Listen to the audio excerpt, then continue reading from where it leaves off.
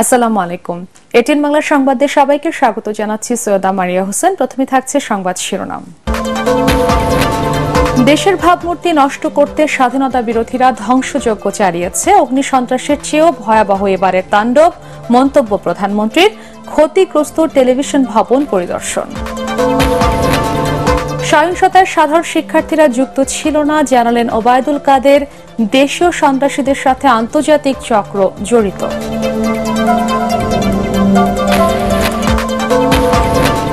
বাংলাদেশি কর্মীদের জন্য শীঘ্রই খুলবে মালয়েশিয়ার শ্রম বাজার, আশা প্রবাসী কল্যাণ প্রতিমন্ত্রীর। দুদেশের মধ্যে শীঘ্রই উচ্চ পর্যায়ের বৈঠক। শুনছিলেন সংবাদ শিরোনাম, এবারে বিস্তারিত। কোটা আন্দোলনকে ভর করে বিভিন্ন সেবামূলক প্রতিষ্ঠানে যারা ধ্বংসযজ্ঞ চালিয়েছে তাদের খুঁজে বের করতে দেশবাসীর সহযোগিতা চেয়েছেন প্রধানমন্ত্রী শেখ হাসিনা। রাজধানীর রামপুরায় ক্ষতিগ্রস্ত বিটিভি ভবন পরিদর্শন শেষে তিনি বলেন, বহির্বিশ্বে দেশের ভাবমূর্তি নষ্ট করতে স্বাধীনতা বিরোধীরা ধ্বংসযজ্ঞ চালাচ্ছে, প্রবাসীদের উস্কে দিচ্ছে। তাদের বিচার জনগণ করবে বলেও জানান প্রধানমন্ত্রী। বিস্তারিত জানাচ্ছেন সৈয়দ রিয়াজ। শিক্ষার্থীদের কোটা সংস্কার আন্দোলনের ভেতর সুযোগ সন্ধানীরা দেশের যেসব সরকারি প্রতিষ্ঠানে ভাঙচুর ও অগ্নিসংযোগ করে তার মধ্যে অন্যতম বাংলাদেশ টেলিভিশন ভবন। সকালে রাজধানীর রামপুরা টেলিভিশন ভবনের ক্ষতিগ্রস্ত অংশ পরিদর্শন শেষে প্রধানমন্ত্রী শেখ হাসিনা বলেন, আন্দোলনের নামে বিএনপি জামাত 2013 থেকে 15 পর্যন্ত যে অগ্নিসন্ত্রাস চালিয়েছিল তার থেকে কয়েকগুণ ভয়াবহ এবারের তাণ্ডব। যারা এসবের সাথে জড়িত সারা বাংলাদেশের আনাচে গানাচে যে যেখানে আছে তাদের খুঁজে বের করুন এবং তাদের শাস্তির ব্যবস্থা করার জন্য সহযোগিতা করুন। আমি দেশবাসীর কাছে সেই আহ্বান জানাই। বিশ্বব্যাপী মুক্তিযুদ্ধের ভাবমূর্তিকে ধ্বংস করতে শিক্ষা প্রতিষ্ঠান থেকে সারা বাংলাকে নরক বানাতে চিহ্নিত সন্ত্রাসীদের ঢাকায় এনে জড়ো করা হয়েছিল বলে মন্তব্য করেন সরকার প্রধান। এতদিনে এত কষ্টের ফসল সব শেষ করে দিতে চাচ্ছে, এটি হচ্ছে সবচেয়ে বড় কষ্ট। আমি দেশবাসীর কাছে এর বিচার চাই আর তাদের সহযোগিতা চাই। জনগণের কল্যাণে তিল তিল করে উন্নয়নের মাধ্যমে দেশকে যখন এগিয়ে নেওয়া হচ্ছে, তখন একের পর এক তাণ্ডবলীলা চালাচ্ছে যারা, তারা কি চায় তা জানতে চান প্রধানমন্ত্রী। এখনো আরো অনেক জায়গায় টেলিফোন করে বলছে ওখানে আন্দোলন করো। এটা কিসের জন্য এই ধরনের আচরণ করা হচ্ছে, এটাই আমার প্রশ্ন। সাজাপ্রাপ্ত আসামি মুচলেখা দিয়ে দেশ ছেড়ে এখন দেশ ধ্বংস, আর জামাত আর শিবির এরা তো সবসময় স্বাধীনতা বিরোধী। যারা এদেশের মানুষের রুটি রুজির উপরে হাত দিয়েছে, রুটি রুজির পথ বন্ধ করে দিয়েছে, তাদের বিচার জনগণকেই করতে হবে, কারণ এদেশের জনগণই একমাত্র শক্তি। এক দফা নিয়ে আন্দোলনরত শিক্ষার্থীদের দাবি দিন দিন বাড়ছে বলেও জানান প্রধানমন্ত্রী। সৈয়দ রিয়াজ, এটিএন বাংলা, ঢাকা। কোটা আন্দোলনকে কেন্দ্র করে সহিংসতায় দেশীয় সন্ত্রাসীদের সাথে আন্তর্জাতিক চক্র জড়িত বলে দাবি করেছেন আওয়ামী লীগ সাধারণ সম্পাদক ওবায়দুল কাদের। তিনি বলেন, ভিডিও ফুটেজ বিশ্লেষণ করে দেখা গেছে সাধারণ শিক্ষার্থীরা সহিংসতায় জড়িত ছিল না। ধানমন্ডিতে আওয়ামী লীগ সভাপতির রাজনৈতিক কার্যালয়ে সংবাদ সম্মেলনে এসব কথা বলেন ওবায়দুল কাদের। বিএনপি মহাসচিব অর্বাচীনের একটা প্রশ্ন তুলেছে, বিএনপি নেতাকর্মী জড়িত থাকলে তাদের সে সময় কেন গ্রেপ্তার করা হলো না? মির্জা ফখরুল থলের বিড়াল বের হতে শুরু করেছে। আজ ও আগামীকাল শনিবার রাজধানী সহ গাজীপুর, নারায়ণগঞ্জ ও নরসিংদীতে সকাল 8টা থেকে বিকেল 5টা পর্যন্ত কারফিউ শিথিল থাকবে বলে জানিয়েছেন স্বরাষ্ট্রমন্ত্রী আসাদুজ্জামান খান কামাল।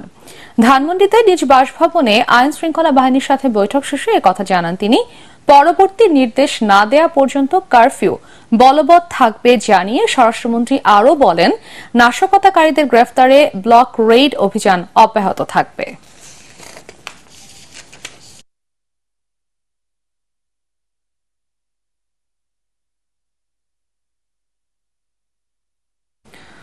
শনিবার ফেনীর আখড়ায় পুলিশ হত্যায় জড়িত মাস্টারমাইন্ড ছাত্রদল নেতা মাসুদ রানা সহ 6 জনকে বিভিন্ন স্থান থেকে গ্রেফতার করেছে গোয়েন্দা পুলিশ ডিবি। সাম্প্রতিক সহিংসতায় নিহত 3 পুলিশ সদস্যকে পরিকল্পিতভাবে টার্গেট করে হত্যা করা হয়েছে বলে জানিয়েছেন ডিবির অতিরিক্ত কমিশনার হারুনুর রশিদ।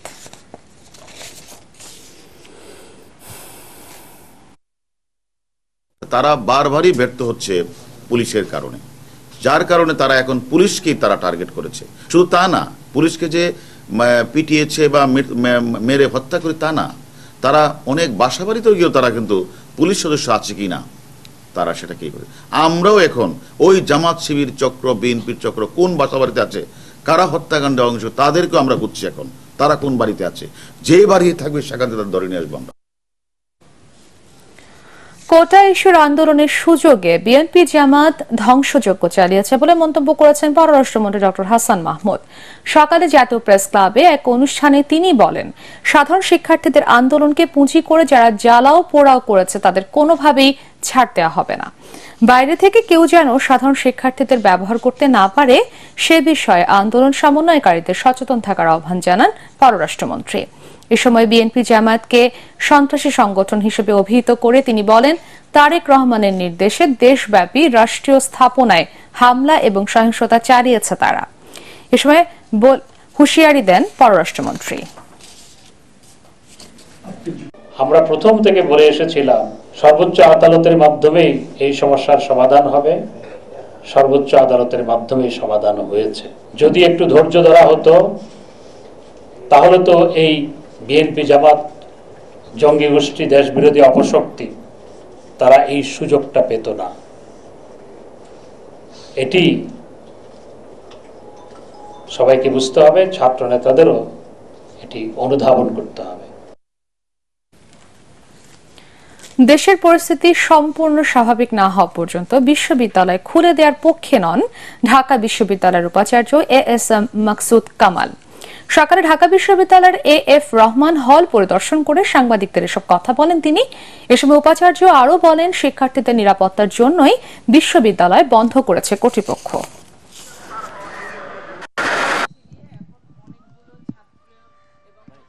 সামনে রেখেই আমরা কাজ করি। সেই মুহূর্তে শিক্ষার্থীদের নিরাপত্তা সেটি ছিল আমাদের কাছে গুরুত্বপূর্ণ, এবং যা আমরা প্রশাসন থেকে আমরা আলাপ আলোচনা করেই শিক্ষার্থীদের নিরাপত্তাকে প্রায়োরিটি দিয়েই আমরা আমাদের বিশ্ববিদ্যালয়ে পদক্ষেপগুলো নিয়েছি। বাংলাদেশি কর্মীদের জন্য শীঘ্রই আবারও মালয়েশিয়ার শ্রমবাজার খুলবে বলে আশা করছেন প্রবাসী কল্যাণ প্রতিমন্ত্রী শফিকুর রহমান চৌধুরী। ভিসা থাকা সত্ত্বেও মালয়েশিয়া যেতে না পারা 70% কর্মীকে এরই মধ্যে টাকা ফেরত দেওয়া হয়েছে বলেও জানান তিনি। শ্রম অভিবাসন বিশ্লেষক হাসান আহমেদ চৌধুরী কিরণ মনে করেন, এই উদ্যোগ দেশটিতে দ্রুত শ্রমবাজার খুলতে সহায়তা করবে। আরও জানাচ্ছেন ইমদাদুল্লাহ বাবু। মালয়েশিয়ার অভিবাসন ব্যবস্থায় শৃঙ্খলা ফেরাতে গেল 31 মে বাংলাদেশ, নেপাল ও ভুটান সহ 14টি দেশ থেকে জনশক্তি নেয়া বন্ধ করে দেয় দেশটির সরকার। এতে ভিসা পেয়েও টিকিট সংকটে মালয়েশিয়া যেতে পারেননি বাংলাদেশের 17,000 কর্মী। ফলে নড়ে চড়ে বসে সরকার। নির্দেশ দেয়া হয় কর্মীদের টাকা ফেরত দেওয়ার। গত 2 মাসে ক্ষতিগ্রস্ত প্রায় 12,000 কর্মী এই টাকা ফেরত পেয়েছেন বলে জানিয়েছেন প্রবাসী কল্যাণ প্রতিমন্ত্রী। বাইরা বলেছে যে 70% রিপেমেন্ট হয়ে গেছে। আমরা বলছি যে টোটাল লিস্ট এবং যার যে সমস্ত শ্রমিকের কাছ থেকে টাকা নেওয়া হয়েছে তাদেরকে ডাইরেক্টলি দেওয়ার জন্য, যারা দিয়েছে খুশি না হওয়া পর্যন্ত, তারা এগ্রি না হওয়া পর্যন্ত সেটা আমাদের চলমান দিয়ে থাকবে। সরকারের এই উদ্যোগের ফলে মালয়েশিয়ায় ফের জনশক্তি রপ্তানির পথ খুলবে বলে মনে করেন শ্রম অভিবাসন বিশ্লেষকরা। মালয়েশিয়ার হাই কমিশনের মাধ্যমে হোক, মালয়েশিয়ার বিভিন্ন সংস্থাগুলোর মাধ্যমে হোক, আমাদের এনজিওগুলোর মাধ্যমে এই মেসেজ কিন্তু মালয়েশিয়া সরকারের কাছে গিয়েছে যে বাংলাদেশ সরকারের রিক্রুটিং এজেন্সিগুলো তারা কিন্তু তাদের কর্মীদের অর্থ ফেরত দিয়েছে। সুতরাং এখানে কোনো অস্বচ্ছতার জায়গা নেই। It's a good message. এই মেসেজটা মালয়েশিয়ান গভর্নমেন্টের কাছে যখন যাবে তখন কিন্তু মালয়েশিয়ান সরকার এই ব্যাপারটাকে অত্যন্ত গুরুত্ব সহকারে বিবেচনা করে তারা আবার এই কর্মী নেবার ক্ষেত্রে অন্যান্য যে দেশগুলো রয়েছে তার চাইতে আমি খুবই আশাবাদী। আমি মনে করি বাংলাদেশকে তারা বেশি প্রাধান্য দেবে। যদি কোনো রিক্রুটিং এজেন্সি এজেন্সি এখনো পর্যন্ত কোনো কর্মীকে হয়রানি করছে, তাহলে কিন্তু আমরা মনে করি যে সেটিও কিন্তু আইনের আওতায় আসা দরকার। মালয়েশিয়ায় কর্মী পাঠানোর বাধা কাটাতে আগামী মাসে দুদেশের মধ্যে উচ্চ পর্যায়ের বৈঠক হবে। তাই আগে থেকেই সংশ্লিষ্টদের দর কষাকষির প্রস্তুতি নেয়ার পরামর্শ বিশ্লেষকদের। খোলার ব্যাপারেই আলাপ আলোচনা হয়েছে এবং সেটা খোলার ব্যাপারে আমাদের জয়েন্ট ওয়ার্কিং গ্রুপের মিটিং আছে আগামী মাসে, সেই মাসে ইনশাল্লাহ এগুলা হয়ে যাবে। মালয়েশিয়ার সাথে আমাদের যে বন্ধুত্ব এবং যে আমাদের অর্থনৈতিক যে সম্পর্ক রয়েছে, যে লেনদেন রয়েছে, উইন উইন সিচুয়েশন রয়েছে, এবার আমাদের যে মালয়েশিয়ার শ্রমবাজারটি আবার জয়েন্ট ওয়ার্কিং কমিটির মিটিং এর মধ্যে খুলবার জন্য যে একটা প্রস্তাব চলছে, পূর্বের যে জিনিসগুলো আমাদের শর্টেজ ছিল সেগুলিকে ওভারকাম করে আমরা আবারও অন্যান্য দেশের চাইতে বাংলাদেশ যাতে বেশি পরিমাণে কর্মী প্রেরণ করতে পারে সেদিকে আমরা অত্যন্ত গুরুত্ব সহকারে বিবেচনা নেবার জন্য সরকার রিক্রুটিং এজেন্সি বাড়ার প্রতি আমাদের অনুরোধ রইল। বিএমইটির তথ্যমতে 2004 সাল থেকে এ পর্যন্ত 12 লাখেরও বেশি বাংলাদেশি কর্মী কাজ করছেন মালয়েশিয়ায়। ইমদাদুল্লাহ বাবু, এটিএন বাংলা, ঢাকা। বাজারে পর্যাপ্ত মজুদ থাকলেও বেড়েছে সব ধরনের চালের দাম। তবে রাজনৈতিক অস্থিরতার কারণে বেড়ে যাওয়া সবজির দাম কমেছে। এই দরকেও অযৌক্তিক এবং অসহনীয় বলে মনে করছেন ক্রেতারা। ভোক্তা অধিকার সংরক্ষণ অধিদপ্তরের মহাপরিচালক মনে করেন, ত্রুটিপূর্ণ সাপ্লাই চেইনের সংস্কার করা গেলে কমে আসতে পারে নিত্যপণ্যের দাম। ফজর রাবির রিপোর্ট। দেশের বিভিন্ন প্রান্ত থেকে রাজধানীর বাজারে আসতে শুরু করেছে নিত্যপণ্য। কারফিউয়ের সময় কমে আসা এবং বিশেষ ব্যবস্থাপনায় নিত্যপণ্য পরিবহনের কারণে আবারও বাজারে বেড়েছে শাকসবজি সহ অন্যান্য পণ্যের সরবরাহ, ফলে কমেছে দাম। যে বেগুন 2 দিন আগেও 160 টাকা কেজি বিক্রি হয়েছে তা নেমে এসেছে মান ভেদে 70 থেকে 80 টাকায়। 150 টাকার করলা 80 টাকা, 500 টাকা ছাড়িয়ে যাওয়া কাঁচামরিচের দাম নেমে এসেছে 200 টাকার নিচে। উস্তে নিয়েছি 120 টাকা কেজি, ভেন্ডি নিয়েছি 40 টাকা কেজি, পটল নিয়েছি 40 টাকা কেজি। কেজিতে 20 টাকা করে কমেছে সব ধরনের মুরগির দাম। ডিম বিক্রি হচ্ছে 150 টাকা ডজন। ভোক্তারা বলছেন, দেশের গত সপ্তাহে অস্থিতিশীল পরিস্থিতির কারণে যে দাম বেড়েছিল তা কমে আসলেও যে দামে বাজারে নিত্যপণ্য বিক্রি হচ্ছে তা অসহনীয়। যেখান থেকে মালামাল আসে সেখান থেকে আসার পথে যে টাকা চাঁদাবাজি এগুলো একটু কমলে হয়তো সমাধান হবে। বাজারের অস্থিতিশীলতা যদি কমতো তাহলে সবার জন্য জীবনে একটু স্বস্তি ফিরে আসতো। পর্যাপ্ত চাল উৎপাদন ও কোনো ধরনের সংকট না থাকলেও বেড়েছে প্রায় সব ধরনের চালের দাম। এই মূল্য বৃদ্ধি আটকানো সম্ভব ছিল বলে মনে করেন দোকানিরা। দেশে কিন্তু পর্যাপ্ত পরিমাণ ধান এবং চাল আছে, কোনো অভাব নাই। এটা বড় বড় কোম্পানি যারা আছে, বড় বড় মিলার যারা আছে, ওরা বলতে পারবে দামটা কেন ওনারা বাড়াইছে। সাপ্লাই চেইনে যে কেবল সমস্যাগুলো সমাধান করা গেলে ভোক্তা স্বস্তি অনেকটাই নিশ্চিত করা সম্ভব বলে মনে করেন ভোক্তা অধিকার সংরক্ষণ অধিদপ্তরের মহাপরিচালক। আমাদের আসলে বিপণন ব্যবস্থা একটা ত্রুটিযুক্ত বিপণন ব্যবস্থা। আমাদের কৃষকরাও দাম পায় না এবং আমরা সবচেয়ে বেশি দামে আমাদের কিনতে হয়। পরিবহনে আপনারা জানেন যে একটা বিশৃঙ্খলা আছে। পরিবহনে আসলে যৌক্তিক কত হওয়া উচিত এবং কত চাঁদা উঠছে, তো এই জায়গাগুলো সবগুলোই অ্যাড্রেস করা হচ্ছে। এই কর্মকর্তা বলেন, কৃষককে সরাসরি বাজারের সাথে সম্পর্ক স্থাপনের যে চেষ্টা চলছে তা সফল হলে মধ্যস্বত্বভোগীদের দৌরাত্ম্য কমে আসবে। এতে বাজার হবে ভোক্তা বান্ধব। ফজল রাব্বি, এটিএন বাংলা, ঢাকা। এই পর্যায়ে আল আরাফা ইসলামী ব্যাংক অর্থ সংবাদ।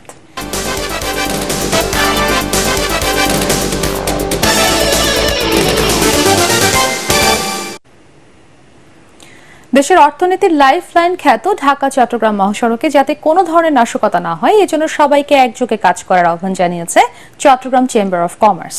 পাশাপাশি সব ধরনের ষড়যন্ত্র ও নৈরাজ্যের বিরুদ্ধে ঐক্যবদ্ধ হওয়ার উপর গুরুত্ব আরোপ করেন ব্যবসায়ীরা।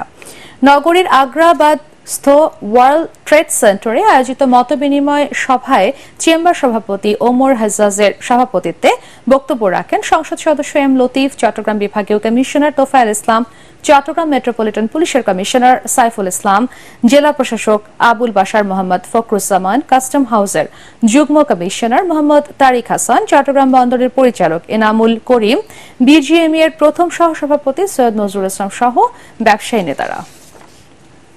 আন্তর্জাতিক সংবাদ।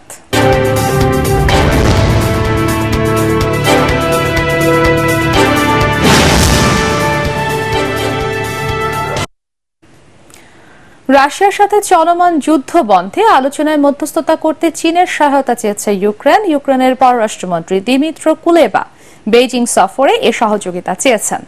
চীনের পররাষ্ট্রমন্ত্রী ওয়াং ইর সাথে এ বিষয়ে ইতিবাচক আলোচনা হয়েছে বলেও জানান কুলেবা। তবে চীনের পররাষ্ট্রমন্ত্রী বলেছেন মস্কো কিয়েভ সরাসরি আলোচনা শুরু করার পরিস্থিতি এখনো হয়নি। এদিকে ইউক্রেনের সাথে আলোচনার পূর্ব শর্ত হিসেবে রাশিয়ার প্রেসিডেন্ট ভ্লাদিমির পুতিন বলেছেন রুশ সেনারা ইউক্রেনের যে 4টি অঞ্চলের আংশিক দখল নিয়েছে কিয়েভকে সেগুলোর দাবি ছেড়ে দিতে হবে।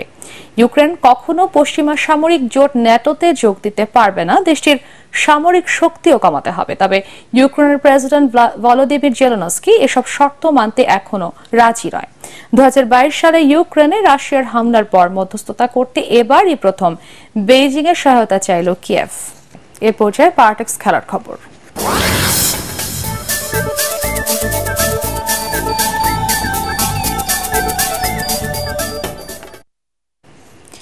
নারী এশিয়া কাপ টি20 ক্রিকেটের ফাইনাল নিশ্চিত করার লক্ষ্যে আজ শক্তিশালী ভারতের মুখোমুখি হবে বাংলাদেশ।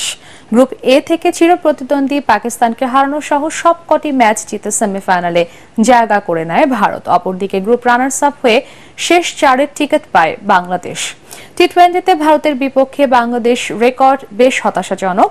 এ পর্যন্ত মাত্র 3 জয়ের বিপরীতে 19টি ম্যাচে হেরেছে টাইগ্রাসরা। তারপরও গত 2 বছরের পারফরম্যান্সের কারণে ভারতকে হারানোর স্বপ্ন দেখছে নিগার সুলতানা জ্যোতির দল। শ্রীলঙ্কার ডাম্বুলায় বাংলাদেশ সময় দুপুর 2:30টায় শুরু হবে খেলাটি।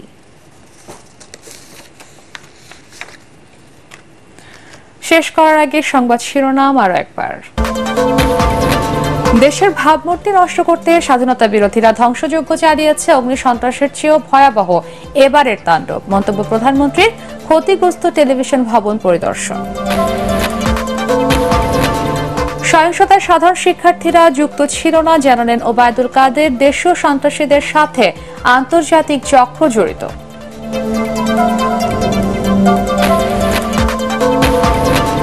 বাংলাদেশি কর্মীদের জন্য শীঘ্রই খুলবে মালয়েশিয়ার শ্রম বাজার, আশা প্রবাসী কল্যাণ প্রতিমন্ত্রীর। দুদেশের মধ্যে শীঘ্রই উচ্চ পর্যায়ের বৈঠক। পরবর্তী সংবাদ দেখার আমন্ত্রণ জানিয়ে এখনকার মতো শেষ করছি এটিএন বাংলার সংবাদ। ইউটিউবে দেখতে ব্রাউজ করুন youtube/এটিএন বাংলা নিউজ। ধন্যবাদ সবাইকে।